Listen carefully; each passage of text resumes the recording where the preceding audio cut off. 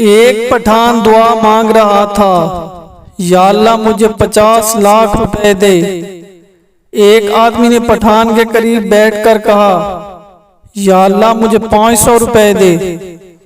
पठान ने फौरन अपनी जेब से 500 रुपए निकाल दिए और उसे दे दिए और बोला, जाओ रेट खराब मत करो। पठान, वो जो मेज पर आदमी बैठा है इससे हमारा दुश्मनी है। सरदार, वहां तो 4 आदमी बैठे हैं। पठान, वो जिसकी मूछें हैं। सरदार, इन सब की मूछें हैं। पठान, वो जिसके कपड़े सफेद हैं। आदमी, इन सब के कपड़े सफेद हैं।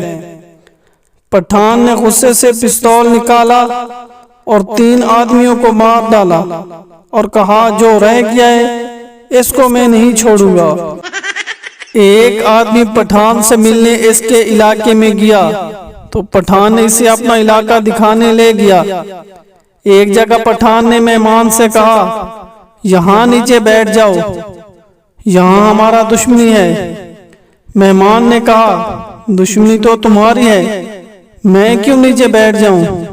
पठान ने कहा, ओ यारा, हमने इसका मेहमान मारा था, वो भी कहता है हम भी तुम्हारा मेहमान मारेगा।